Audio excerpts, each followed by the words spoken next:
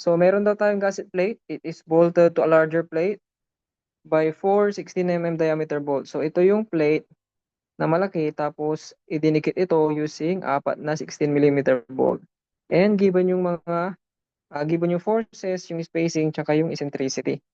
So, siguro ilabas na lang natin yung figure.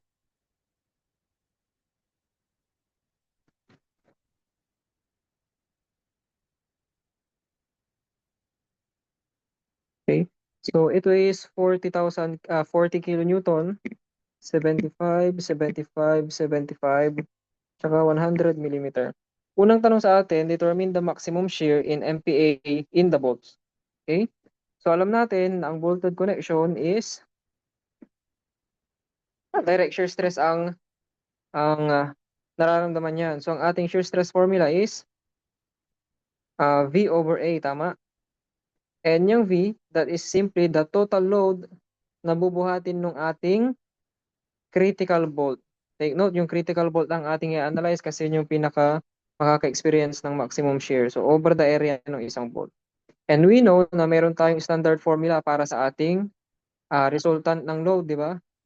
So, that is simply the resultant ng PDX plus PTX squared plus PDY plus PTY squared. Pero yung mga last na lecture, mga solving natin, hindi na natin ginawa to, no? Inanalyze na lang natin mismo yung forces na yung mga reaction and then titingnan na lang natin kung tayo magpa-Pythagorean, magpo-cosine law to get the resultant.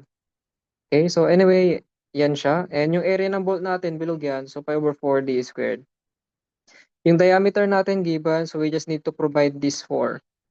So, to provide that 4, okay, una natin gagawin dyan is actually to find the centroid. Okay? Ano ang purpose ng centroid?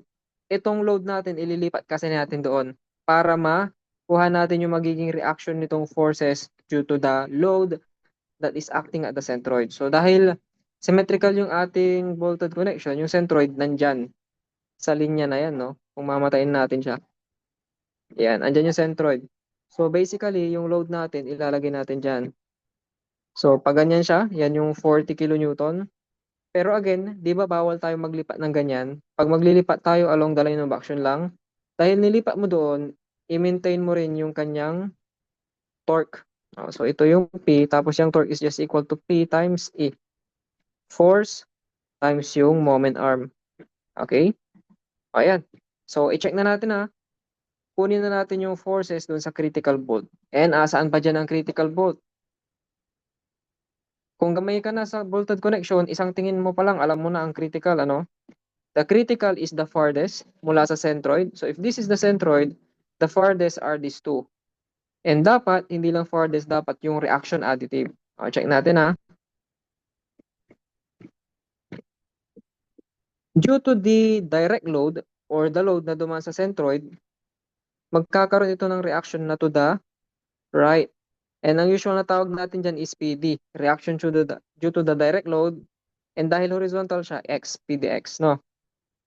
Wala tayong PDY kasi horizontal yung load.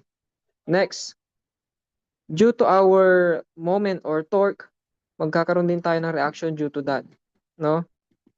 And kung titingnan natin, this is clockwise, dapat yung reaction natin, counter. Reaction nga, so kabaliktaran, no? So to do that, from the centroid, i-connect mo lang yung centroid ng ating bolt. And then, mag-draw ka lang ng perpendicular line or force. And dapat iikot yan in a counterclockwise manner. So ang ating reaction due to the torsion, dahil vertical yan, so PTY is ayan. Okay? So, ganun din pala dito. Sulatan din natin yung dulo, yung kabilang farthest, no? So, dapat pag ganyan siya. And then, due to this, again, ganyan, no? Ito yung kanyang PDX. So, as you can see, they are both the farthest and at the same time, yung loads nila ay, sabihin na lang din nating additive. Hindi nagkontrahan, no? So, they are both the critical. So, kung kukunin natin yung resultant niyan, madali lang, no? May vertical, may horizontal, edi magpa-Pythagorean lang tayo, di ba?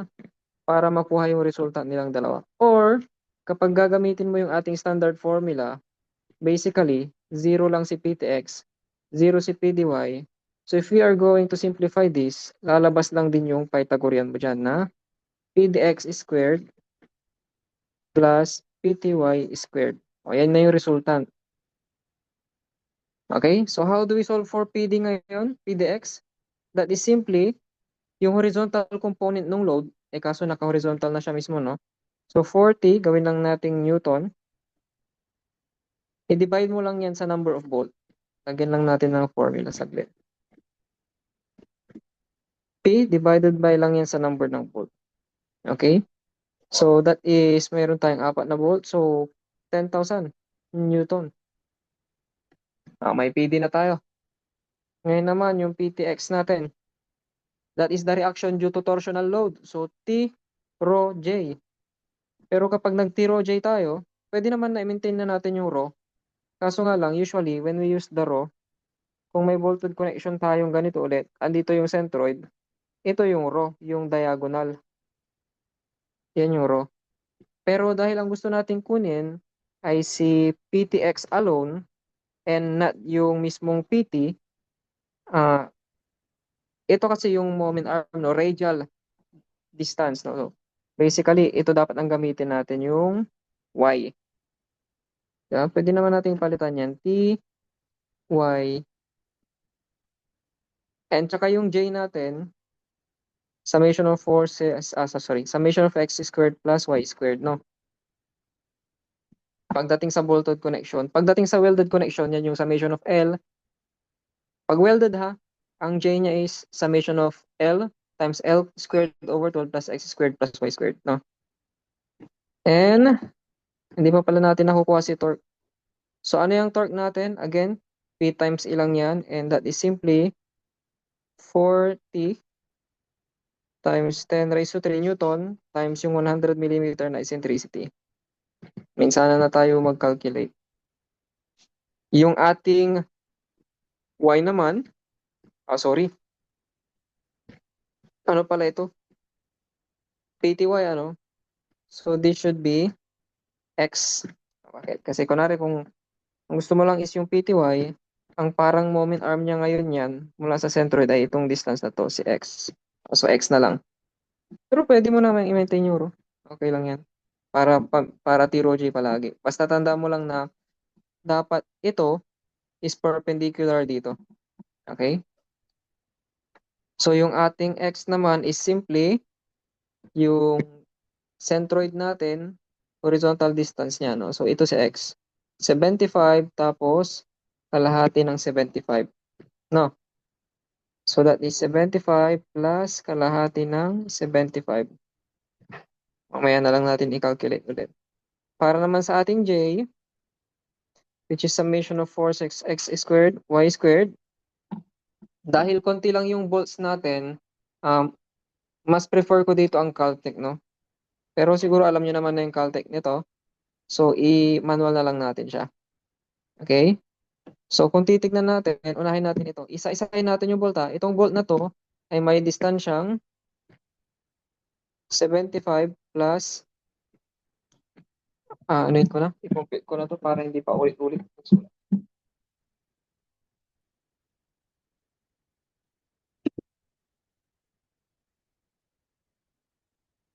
75 plus kalahati ng 75. 112.5.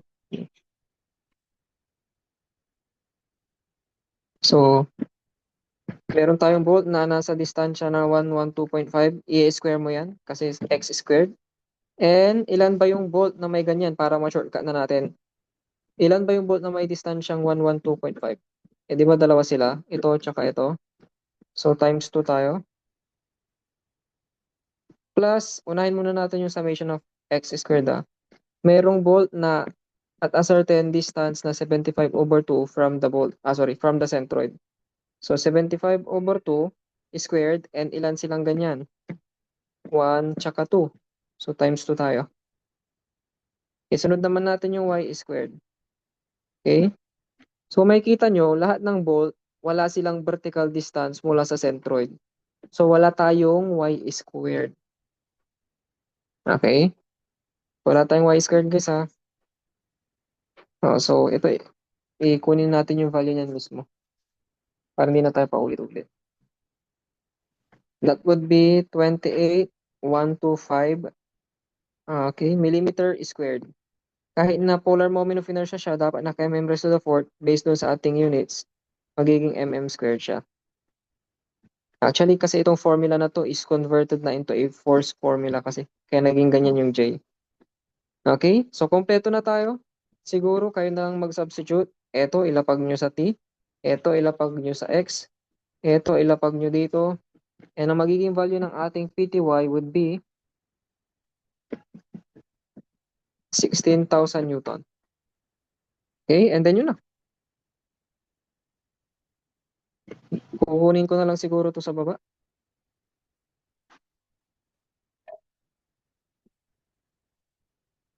Inisin lang natin yung solution natin. Ayan. So, para sa ating maximum stress, okay, and substitute ko na ng ganito, no? PDX natin is 10,000, PTY natin is 16,000, yung D natin is 16. Okay, so 16. Therefore, ang ating maximum stress would be 93.8415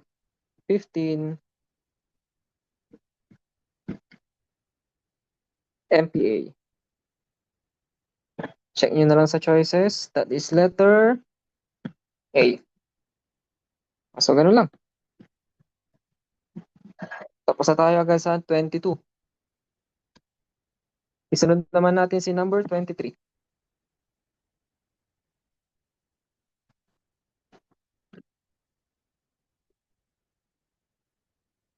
Okay, sabi sa number 23,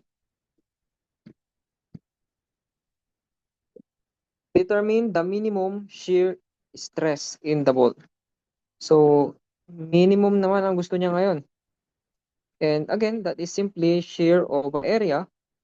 And ang shear force natin dito is, again, resultant dun sa hindi critical na bolt divided by the area of that bolt. Again, parehas lang din kakalabasan yan, no? Ito lang din ang formula. Ibang bolt lang ang i-analyze mo. Okay?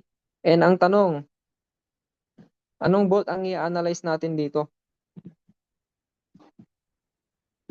Okay? So take note, para makuha mo ang ating minimum shear stress, kabaliktaran yan ng maximum shear stress. Di ba ang maximum shear stress is the shear stress sa ating critical bolt? And ang critical bolt natin is the farthest and additive. O, para makuha to, baliktarin mo lang. Nearest sa centroid tsaka not additive. Ganun lang naman, not additive.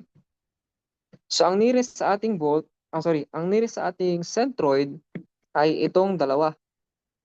And dapat hindi additive. Tignan natin yung ano.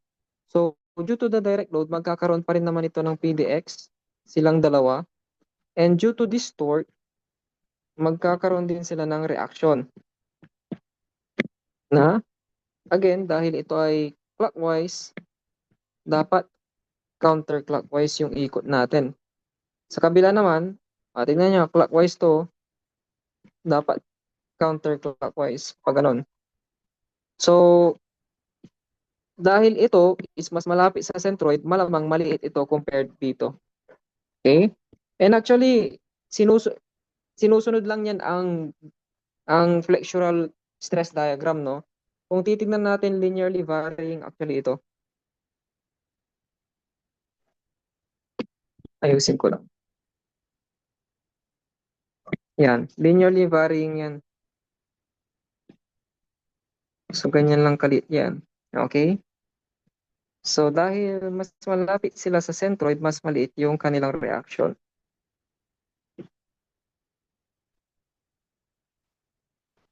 So, ayan. So, kung makikita natin, itong dalawa yung nearest and wala tayong magawa. Dapat hindi additive. Kaso, ganyan talaga yung reaction niya. So, additive pa rin. Anyway, kunin lang natin yung resultant nito. And yan na yung resultant na magagamit natin. Divide mo yan sa area ng bolt, yun na yung minimum stress. Okay? So, para sa ating PD, so ilabas ko na lang yung resulta na. So, dalawang force lang yan. So, square root of x squared y squared lang yan, no? So, para sa ating x force o yung PDX, hindi nag-iba yan.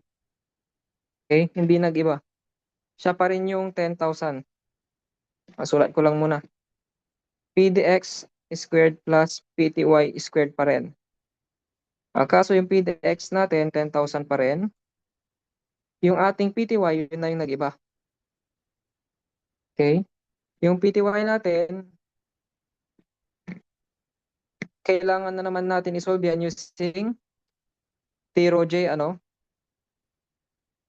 Pero actually, ang mag-iba lang dyan yung X. Kasi yung torque hindi naman nag-iba, yung polar hindi nag-iba. Ito lang mag-iiba. Pero para ma-shortcut na tayo, gaya ng sabi ko kanina, linearly varying lang ito. So, ibig sabihin, pwede na nating i-ratio in proportion ito, tsaka ito. Okay? So, the ratio goes like this. So, kung ang PTY kanina is 16,000, nung ang distansya nung ating bolt is 112.5, then, ang PTY natin para sa bolt na to ay nasa distansyang 75/2. Okay, yan. Ratio and proportion lang para mabilis. Hindi na kayo mag-zero J ulit. That would be 5,333.3333. Ang papangit yung 3, ano? 33 Newton. Yun. Salpak lang natin dito. Squared. Yan.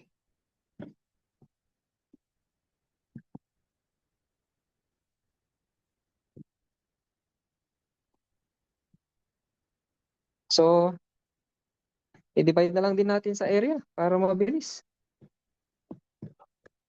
For FB minimum, that is equals to R minimum over the area ng bolt. And ang ating R minimum ay ito. Ang ating area ng bolt ay pi over 4d squared.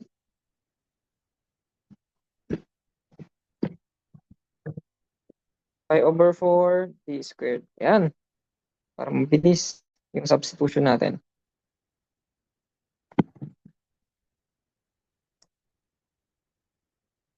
Calculate lang natin. And that is equal to 56.3674 MPa. So, final answer natin yan. Kung nasa choices. Meron. Okay, so final answer mo na yan.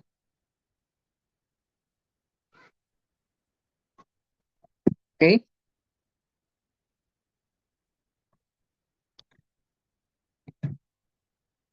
Wait lang, may nag-chat. B, tsaka C. Anong BC? Ang minimum ay yung BNC, sabi. Lakas talaga ni Master. Okay? Next natin, 24. Ibaba ko lang itong notes natin. Ayan. So, number 24. Okay, for number 24, if the allowable shear stress of the bolt is 69 MPa, what is the maximum value of P? Okay? So, kung yung allowable stress daw ay 69, ano itong maximum value nito? Okay, so pinag-investigate na tayo. Hindi lang basically solving ng stress. Ito investigation na. Pagdating sa investigation of design, ang main concept lang dapat yung actual stress less than the allowable. We are talking about shear here, no? So again, para sa ating shear, syempre i-maximize mo yan. So maximum shear natin, itama mo sa allowable shear. We know that the maximum shear is R, resultant force sa critical bolt divided by the area ng critical bolt. I-equate natin yan sa allowable na 69. Okay? And again, we know na itong ating critical bolt natin, gaya ng assessment natin kanina, PDX, PTY lang bumatin yan. So, PDX squared plus PTY squared over pi over 4 d squared equal to 69. Substitute ko na lang din yung d.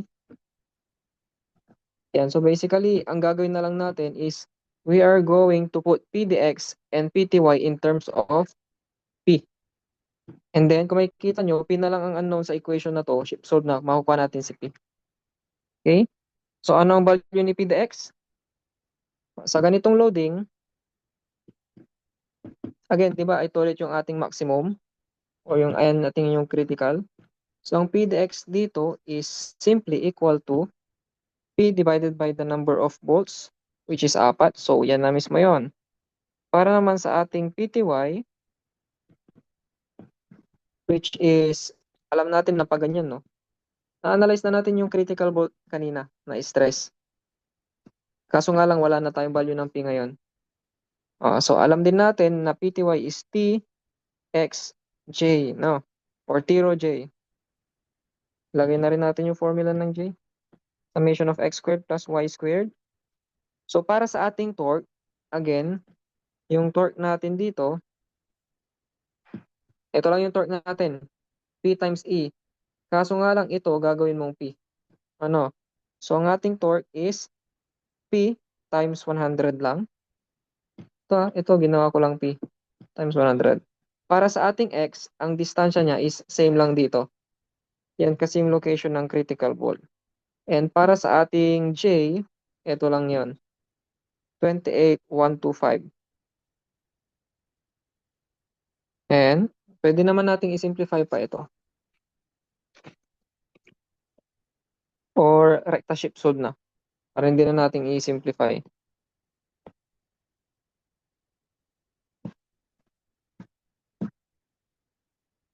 Check ka na lang. Okay. Simplify na lang natin. 100 times 112.5 divided by 28,125. 0.4p.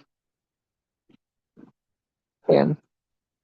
So ngayon, balik na tayo dito sa ating main equation. Kopyahin ko na lang para tayo mabilis. Okay.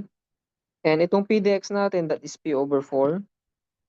Yung ating PTY is 0.4 times P, tama? Ganyan na lang tayo mag-substitute para mabilis. Shift solve, but is P.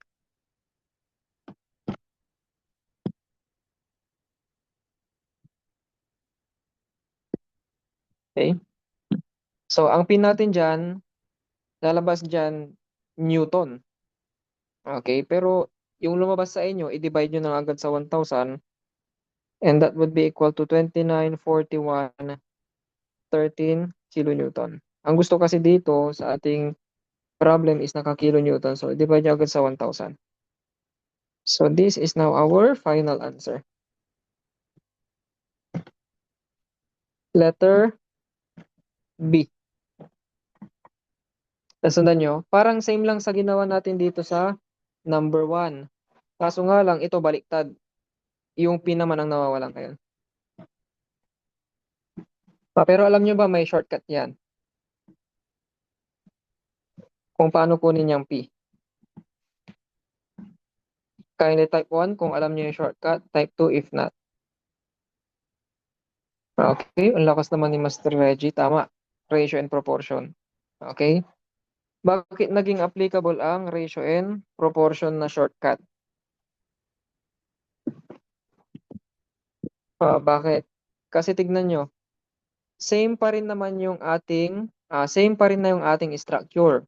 4 pa rin yung volt. Same pa rin yung location ng force. Okay, ang nag-iba lang yung value ng ating stress. So, pwede natin gawin yung ratio and proportion. Basta walang nagbago, nag-iba lang ng values ng stress or force, pwede ang RNP. So, the RNP goes like this. Parang ratio ng old, tapos equal to ratio ng new. Okay? O, tingnan nyo ha. Kung ang force natin kanina is 40 kilonewton, nung ang maximum stress ay 93.8415, ano naman ang ating force ngayon kapag ang ating maximum stress, which is the allowable, is 69. So therefore, P is equals to, same lang yan. Wait lang, check natin. para sigurado. 40/93, 84/15 times 69. O, same lang. 4113 kilonewton. Okay, so yun. Yan yung shortcut. Pero again, ang tip ko sa inyo, kung anong unang pumasok na calculation sa isip nyo at alam nyo makukuha nyo na yung sagot doon, ituloy nyo na. Kung ito ang nauna nyong naisip, ituloy nyo na. Kaysa pa naman, isipin nyo na, hindi, naalala ko yung shortcut nito eh, gaganyan-ganyan kayo. Sayang na yung oras. Pero pag naalala nyo naman ito, maganda.